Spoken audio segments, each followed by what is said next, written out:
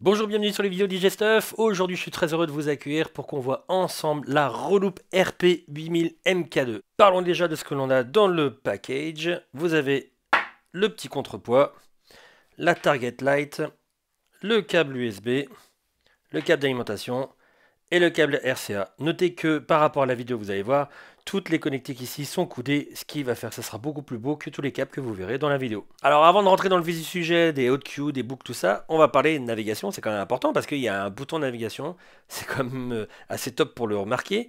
Donc si vous appuyez sur le bouton Shift et que vous appuyez sur la molette, vous pouvez naviguer, basculer entre les playlists et les morceaux, donc je rappuie dessus, tac, vous chargez le morceau qui vous convient, par exemple sur le deck 2, parce que la platine est verrouillée au moment de l'allumage sur le deck 2, et vous pouvez lire là tout à fait normalement comme ça.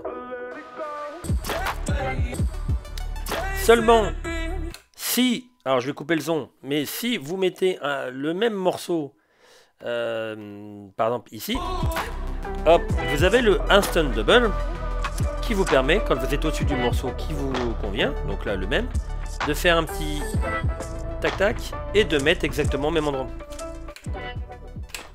Alors, bon, ça reste une platine vinyle, donc vous pouvez effectivement lire vos vinyles préférés, vinyle pur, vinyle audio normaux, mais on va surtout s'attarder dans cette vidéo à la partie, on va dire, digitale, technologie d'aujourd'hui, donc tout ce qui est hotkeys, boucles, et comment vous pouvez prendre la main directement sur Serato, parce que c'est une platine qui est d'ailleurs, on le voit sur la tranche ici, vous le verrez après sur les connectiques à la fin, Serato Official Accessory, donc toujours pareil avec Serato, il vous faut toujours un périphérique au départ, que ce soit une carte son, une table munie d'une carte son, un périphérique certifié, donc comme cette table-là, ou, parce que je n'ai pas encore, la Elite de Reloop qui va sortir là d'ici un petit 15 jours, 3 semaines.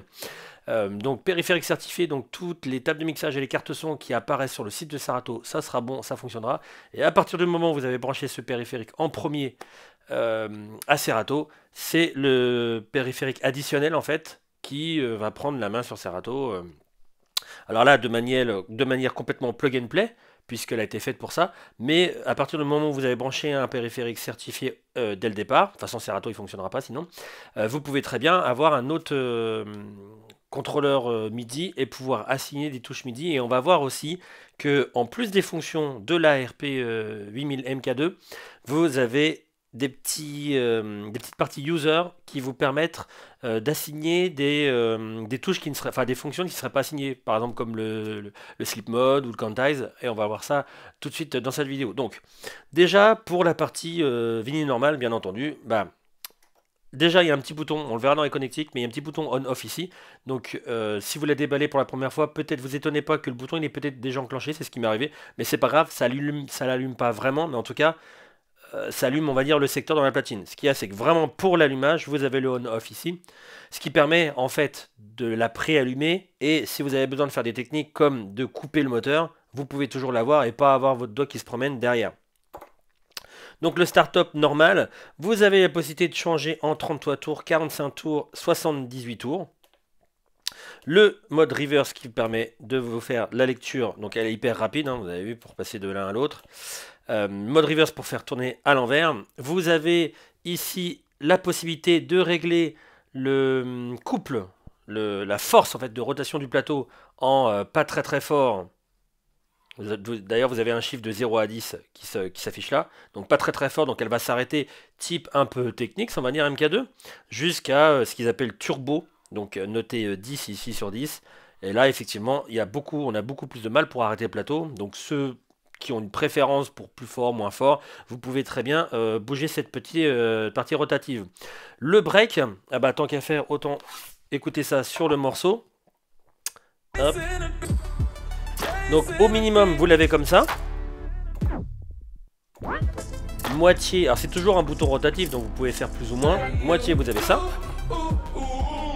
Un petit peu plus long. Et le plus grand est quand même un peu plus long. Apparemment sur 6 secondes. Affiché sur l'écran. Quand vous avez changé votre paramètre de rotation, vous avez bien entendu le pitch avec ses valeurs. Donc vous avez 8%, 16%. Alors bien entendu, dans Serato, vous pouvez ou non mettre le time stretch qui vous permet d'avoir le non-changement de tonalité. Bon là on le fait sans. Et vous avez 50% avec les deux boutons appuyés comme ça. Plus ou moins 8%, 16%. Je vais baisser l'enceinte pour pas avoir de trop contour dans mon casque. Donc 8, 16 et 50%. Je reviens à 8. Un petit bouton reset qui vous permet, donc quand vous baissez comme ça, de revenir à 0%. Et c'est tout ce qu'on va retrouver en lecture normale et c'est voilà, c'est bien normal. Bien entendu, j'ai pas fait le tour du bras, mais vous avez le réglage du bras où vous pouvez monter votre cellule. Vous avez le contrepoids pour régler l'équilibre entre les deux. Vous avez l'anti-skate et vous avez la hauteur du bras. Ça, on le voit. C'est pas ce qui fait vraiment la caractéristique même de enfin les caractéristiques, les points forts de la platine. Mais bon, ça reste une platine vinyle d'origine, donc vous pouvez écouter les vinyles. Sa petite caractéristique sympa par contre au niveau de l'écoute des vinyles, c'est qu'elle a un préampli phono interne. Vous avez le choix ou non, vous verrez dans les connectiques à la fin. Vous pouvez soit, c'est ce que j'ai fait moi, vous mettre en line out, et donc dans ce cas-là, vous prenez en compte le préampli phono de la platine, ou vous souhaitez vraiment utiliser votre préampli phono parce que vous adorez celui de votre table, etc. Dans ce cas-là, vous avez aussi à l'arrière une paire de RCA avec la petite la petite prise de masse pour vous mettre directement en phono out. Donc vous avez vraiment le choix. Ce qui est bien, c'est que c'est pas fait via un petit commutateur. Vous avez vraiment deux sorties, donc il y a deux paires de RCA à l'arrière, et vous pouvez choisir comment vous voulez vous brancher. Voilà pour la partie je lis mon vinyle d'une façon tout à fait normale. Et maintenant, on va passer aux fonctions super top de cette platine. Donc il y a un peu plus de fonctions qu'avait la MK1, la première du nom. Et on va retrouver des classiques, mais d'autres fonctions vraiment... enfin, voilà, petit coup de cœur là, sur ce coup-là. Alors vous avez les OQ, donc on va se repartir sur la musique. Donc pareil comme Serato, vous avez au nombre de 8. Donc vous pouvez l'enregistrer comme vous le souhaitez. Alors à la volée ou à l'arrêt, donc par exemple comme ça, tac, je l'enregistre en appuyant sur un slot de disponible. Ou à la volée.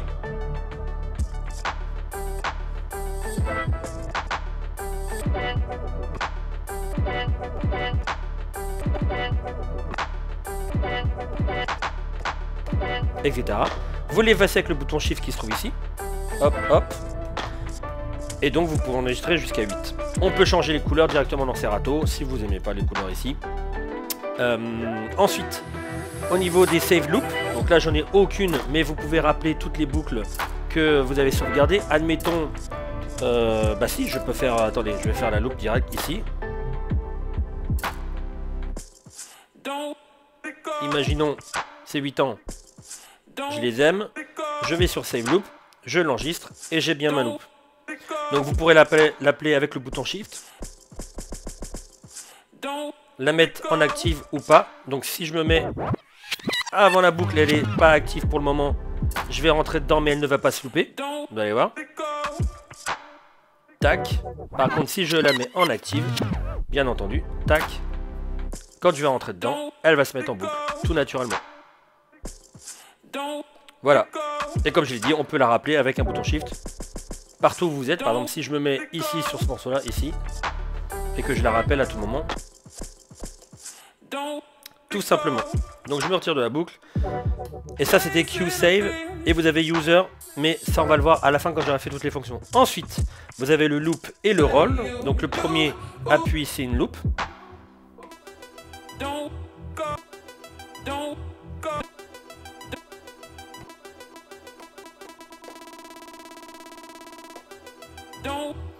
Et le deuxième, roll. Donc vous avez, pour la boucle, besoin de faire un appui pour l'enclencher et un autre appui pour la relâcher. Ou vous descendez ou vous montez au niveau du temps. Le deuxième appui va vous mettre en place le roll.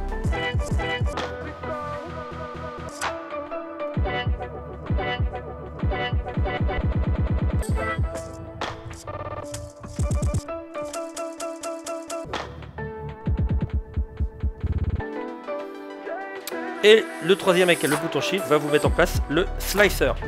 Donc toujours pareil, petite boucle qui se balade. Le mieux est de l'enclencher avec le sleep mode pour faire un effet un peu plus propre.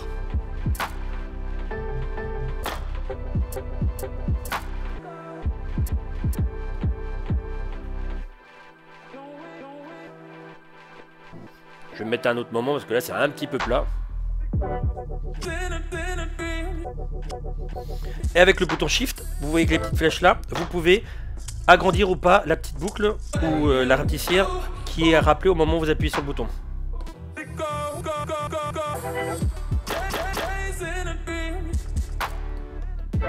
Là je me mets sur un temps.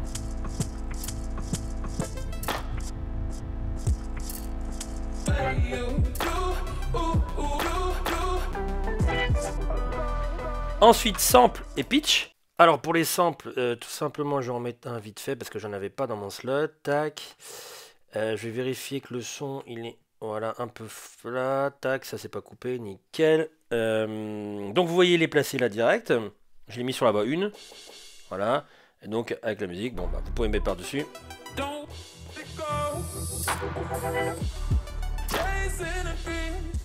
Bon normal. Je vais me le retirer parce que on n'en a pas besoin pour le reste de la vidéo. Tac. Et donc sans le pitch qui vous permet de baisser le pitch du morceau sur le cul que vous avez rappelé. Donc imaginons que vous étiez sur ce clap là ici.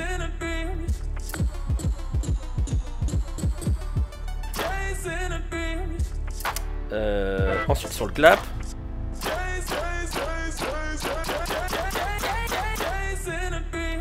Sur le kick ici. Enfin je sais plus s'il y avait un kick. Il y avait un clap aussi.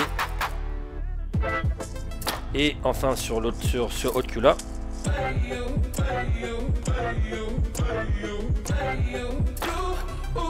Et user 2 ici. Et donc justement en parlant de user, on va parler de ces fameux deux petits users. Donc ça, ce qui est génial, c'est que en appuyant sur Shift, donc user 1, user 2, ça vous permet les 8 touches de les assigner, elles sont compatibles MIDI donc, les assigner où vous voulez. Donc imaginons, je retire le master tempo, je me mets en mode MIDI comme ça, et j'appuie sur toutes les touches qui m'intéressent. Je vais faire le sleep mode, tac, enclenché. Je vais faire le keylock, hop, enclenché. Et au final le quantize, hop, enclenché. Je me retire du mode MIDI. Et là maintenant, si je veux faire le sleep mode avec le Q, j'appuie sur sleep mode comme ça. Tac, il s'enclenche. Je me mets sur Q.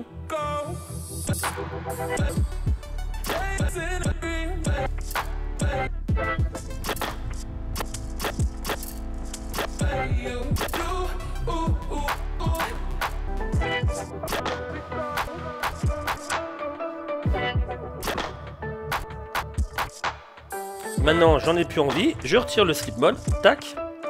Je mets le time stretch. Donc, sans time stretch. Et avec. J'ai bien le maintien de la tonalité. Et par exemple, le quantize. Sans le quantize, j'ai bien le haut Q. Sans le quantize. Et maintenant, si je me mets avec le quantize, hop, je l'active. J'ai beau appuyer, j'ai bien le quantize qui me verrouille mon Q. Et la grosse nouveauté avec les user 1, user 2, c'est aussi donc qui vous permettent vraiment de paramétrer 16 boutons au hasard dans Serato que vous pouvez vraiment choisir et le paramétrer en MIDI Learn, comme je viens de vous montrer. Et donc la grosse nouveauté avec ça, c'est le platter play. Donc il vous suffit juste d'appuyer sur le bouton Shift ici et le petit reset là, et vous passez en platter play. Ça sert à quoi? En fait, ça va vous changer la tonalité de votre morceau, donc bien pour les combines DMC, les routines de scratch, tout ça. Et ça va vous changer la vitesse de rotation du plateau, ce qui va vous faire un effet de pitch.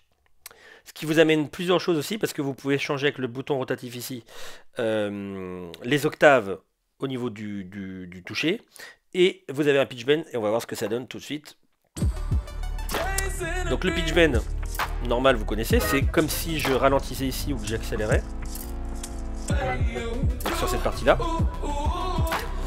Et les changements de ton ici que vous allez avoir sur l'écran aussi répétés.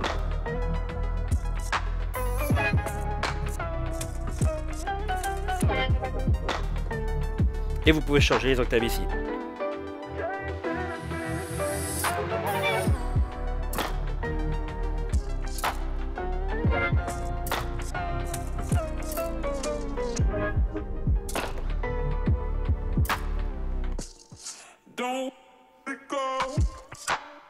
et vous revenez à la tonalité d'origine. Pour les connexions, vous avez l'alimentation, le fameux on-off dont je vous ai parlé, le port USB pour brancher à l'ordinateur et vous avez vu la c'est top. Vous avez un petit TT-Link qui vous permet de brancher deux platines. Imaginez vous avez qu'un seul port USB de disponible sur l'ordinateur, c'est pas grave, vous pouvez relier les deux platines entre elles. Donc ça c'est un gros plus, ce petit switch là. Vous avez votre paire de RCA line out, phono out avec la petite prise comme je vous ai dit, deux sorties avec un avec préampli et l'autre non. Voilà, c'était la reloupe RP8000 MK2. Si vous avez des questions à propos de ce produit, n'hésitez pas à les poser en dessous de la vidéo. Et je vous dis à très bientôt pour un prochain contenu. Portez-vous bien, ciao. Chasing a dream.